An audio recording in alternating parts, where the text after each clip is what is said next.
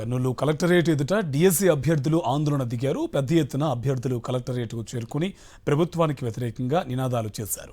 DSC notification విడుదల చేయకుండా కూటమి ప్రభుత్వం తమ జీవితాలతో ఆటలాడుతోందని మండిపడ్డారు. వెంటనే డిఎస్సి నోటిఫికేషన్ విడుదల చేసి ఉపాధ్యాయ పోస్టులను భర్తీ చేయాలని డిమాండ్ చేశారు. లేదంటే పెద్ద ఎత్తున పోరాటం చేస్తామని హెచ్చరించారు. దీనిపై మరింత సమాచారం మా కరెస్పాండెంట్ లోకేష్ అందిస్తారు.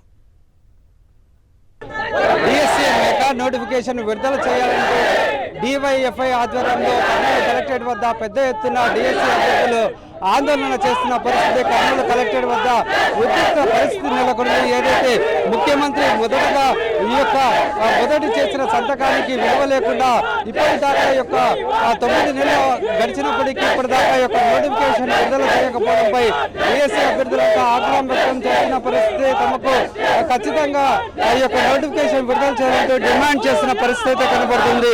డివైఎఫ్ఐ సంబంధించిన నాయకులను వారితో మాట్లాడదాం. చెప్పండి, ఇప్పటిదాకా ఎందుకు ఈ నోటిఫికేషన్ ని నిర్లక్ష్యం చేస్తున్నారంటారు? వాస్తవంగా రాష్ట్ర ముఖ్యమంత్రి గారు ఒక మాట చెబుతాడు, ఆయన స్వయాన కొడుకు లోకేష్ గారు మరో మాట చెప్తాడు.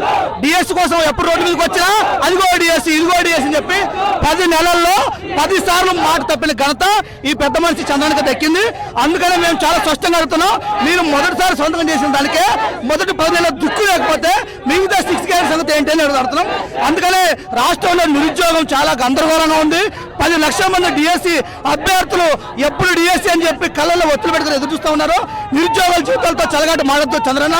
ఇప్పటికైనా మెగా డిఎస్సి నోటిఫికేషన్ విడుదల చేయకపోతే మాత్రం రాష్ట్ర వ్యాప్తంగా డివైఎఫ్ ప్రాంతంలో ఈ ఆందోళన ఉధృతం చేస్తాం. దానికి రాష్ట్ర ముఖ్యమంత్రి గారు తన ఏడైన లోకేష్ గారు బాధ్యత వహించాలి. యువగలంలో ఉత్తమ మాటలు చెప్పడం కాదు, అధికారంలో వచ్చిన తర్వాత మాట నిలబెట్టుకోవడం కూడా లోకేష్ నేర్చుకుంటే మంచిదని చెప్పి ఇతూ పలుకుతున్నాను. 9 నెలలుగా ఎదురు చూస్తూనే ఉన్నాము. ఎప్పుడైతే పోరాటానికి పిలిపిస్తామో అప్పుడే డిఎస్సి ఇదిగో డిఎస్సి అని 9 నెలలుగా వాయిదా వేస్తున్నారు. మేము భర్త పిల్లలు అందరినీ వదిలేసి డిఎస్సి కోసం ఎదురు చూస్తూనే ఉన్నాము.